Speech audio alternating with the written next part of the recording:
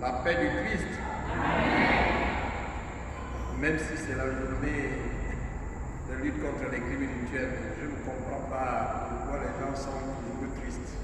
Quand on dit la paix du Christ, on ne crie pas fort. La paix du Christ.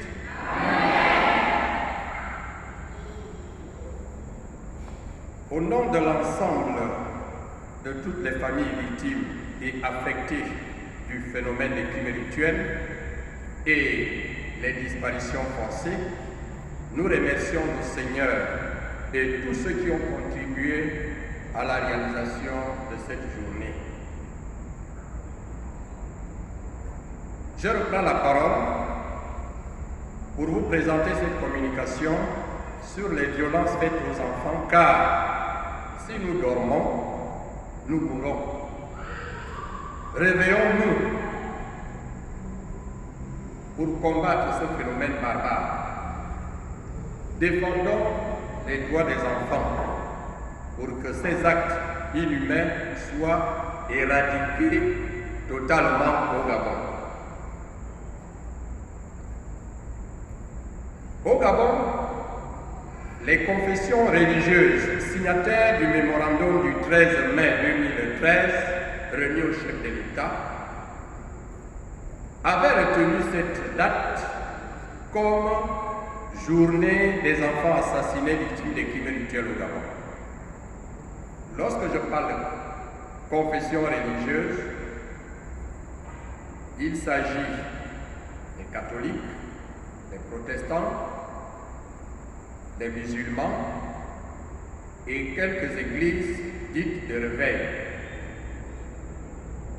Nous tous pensons ensemble à ces petits-enfants vulnérables et disparus et sacrifiés par les hommes impunis qui continuent à répandre le sang, à souiller la réputation de notre pays, le Gabon.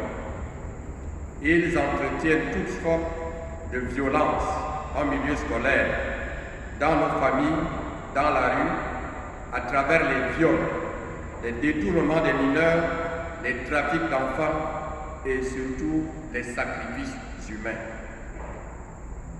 Depuis janvier 2020, les réseaux de ces pratiques changent de mode opératoire. Les corps ne sont plus jetés dans la nature, comme par le passé. La situation troublait l'ordre public et permettait aux défenseurs des droits de l'homme que nous sommes de publier non seulement les statistiques, mais aussi et surtout les photos qui étaient vraiment horribles. Ce mode opératoire est remplacé par les disparitions forcées. C'est le terme employé par les Nations Unies, mais ici au Gabon, on parle de disparition, disons qu'on parle d'enlèvement d'enfants. Il y a aussi les kidnappings des jeunes relâchés après avoir été traumatisés. Cependant, notre pays, le Gabon, a signé le 25 mai 2007 la Convention internationale pour les droits dans les médias d'État des tentatives d'enlèvement, des crimes de sang pour distraire les gens, les mêmes causes produisant les mêmes effets.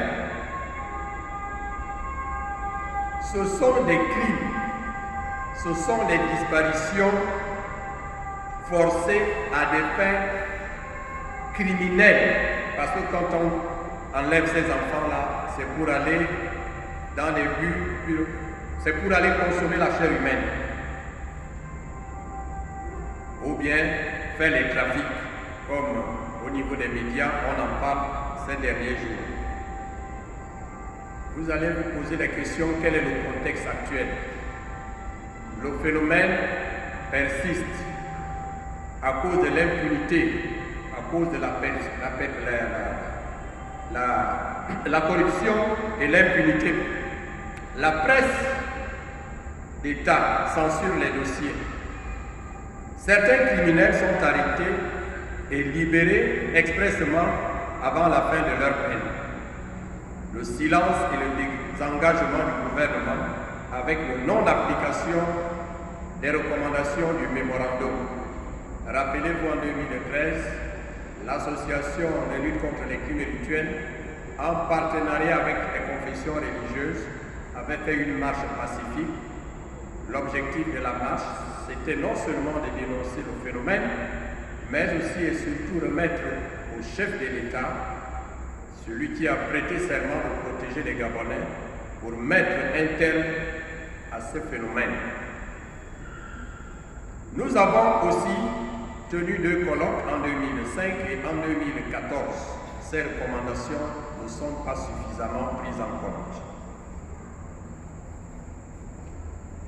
Les quelques avancées de la lutte, nous pouvons retenir ici la promulgation de notre nouveau code pénal.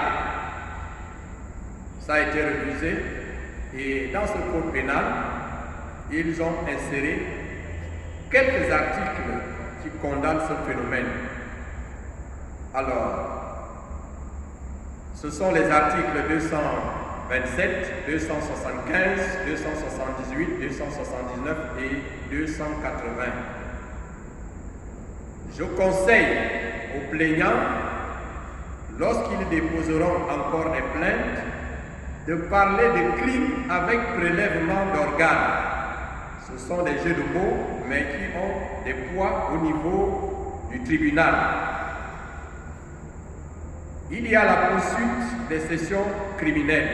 Grâce à l'association, il n'y avait plus de crimes de sessions criminelles dans notre pays. Parce que de 2002 à 2012, il a fallu que l'association fasse un tapage médiatique au niveau international afin qu'on reprenne les sessions criminelles en 2012. Je crois que dans la salle, il y a des magistrats qui ne pourront pas me démentir. Alors, pour nous avons fait un constat, c'est que parmi ces sessions criminelles, on ne met pas le poids sur les crimes rituels, les crimes avec prélèvement d'organes. C'est ainsi que, du haut de cette tribune, je relance la demande qui a été faite aux autorités que chaque année, nous sollicitons de ces personnalités compétentes pour que nous puissions avoir une session spécialement pour les crimes rituels. Les dossiers, nous en avons. Je parlerai des centaines de dossiers non aboutis. Même s'il n'y a pas de volonté politique, rapprochez-vous de l'association. Nous allons reprendre les enquêtes et on va vous remettre ces dossiers. Mesdames et messieurs, le monde entier a pris l'élection du Gabon comme membre du Conseil des droits de l'homme des Nations Unies le 13 octobre 2020.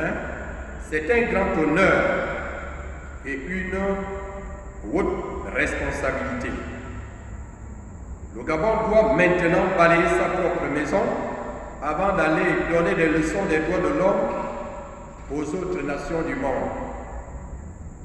Nous, membres de l'association de lutte contre les crimes rituels, exigeons aux criminels de laisser les enfants innocents vivre en paix. Les victimes vous accusent de les avoir tués, même si vous n'êtes pas arrêtés. Avec la protection de votre impunité et de vos actes de corruption, même si la justice divine ne vous le pardonnera pas. Purifiez-vous, nettoyez vos mains qui sont sales, confessez et repentez-vous. Lorsque vous prenez la vie d'un innocent, le sang crie à la justice et à la vengeance. Face à cette situation d'insécurité persistante, l'ACR condamne ces pratiques et interpelle la communauté internationale de faire pression à l'État gabonais à respecter et à faire respecter ses engagements en matière des droits de l'enfant. Elle sollicite les agences des Nations Unies l'Union africaine, la francophonie, la CAC, les ambassades de France, l'Union européenne, à sauver la jeunesse gabonaise en danger à l'approche des mouvements politiques qui s'annoncent. Au moment où nous célébrons notre édition de la fête des Saints Innocents, mobilisons-nous encore pour éradiquer ces phénomènes. C'est ce cri de cœur que je vous adresse et vous souhaite de passer de très bonnes fêtes de Noël et de Nouvel An. Que Dieu bénisse notre pays, le Gabon. Je vous remercie.